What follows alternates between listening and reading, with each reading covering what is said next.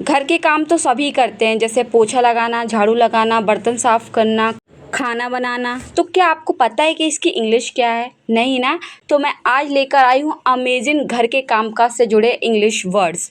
Video की खास बात ये है कि आप घर के काम तो डेली करते हैं, अगर आप इनसे रिलेटेड इंग्लिश वर्ड सीख जाते हैं तो आधी इंग्लिश तो आपकी मुट्ठी में है।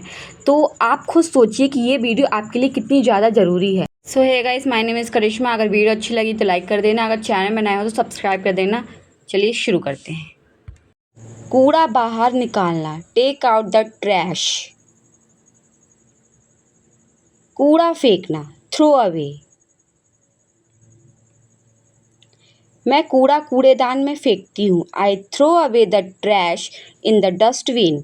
आई throw away the trash in the dustbin. मेज लगाना, सेट या ले द टेबल। मेज लगा दो, सेट या ले द टेबल। मेज साफ करना, क्लियर द टेबल। कृपया मेज साफ कर दो, प्लीज़ क्लियर द टेबल। बर्तन धोना, इसे कहते हैं डू द डिशेस। पोंछना, इसे कहा जाता है वाइप। जैसे बर्तनों को पोंछ दो, वाइप द डिशेस। झाड़ू लगाना, इसे कहा जाता है स्वीप। पोछा लगाना, इसे कहा जाता है मॉप।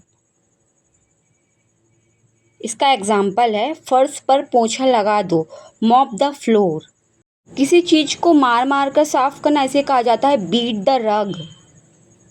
इस्त्री करना, आयरन। इस शर्ट को इस्त्री कर दो, आयरन दिस शर्ट। तह करना, इसे कहा जाता है फोल्ड। कपड़ों को तह कर दो, फोल्ड द क्लोथ्स। चादर बदलना, इसे कहा जाता है चेंज द बेडशीट। कपड़े धोना, डू द लॉन्ड्री। आज मुझे अपने कपड़े धोना है। I have to do the laundry today. I have to do the laundry today. बाहर लटकाना, हैंग आउट। जैसे कपड़े बाहर अलगनी में लटका दो, hang out the clothes on the cloth line. Hang out the cloth on the cloth line. निचोड़ना, इसे कहा जाता है रिंग आउट। जैसे कपड़े निचोड़ दो, रिंग आउट द क्लोथ्स। सुखाना, इसे कहा जाता है ड्राई। अपने कपड़े सुखा लो, ड्राई योर क्लोथ्स। चूल्हा साफ करना, इसे कहा जाता है क्लीन। चूल्हा साफ कर दो, क्लीन द स्टोव, जिस पे खाना बनाते हैं। खाना पकाना या बनाना, इसे कहा जाता है कुक।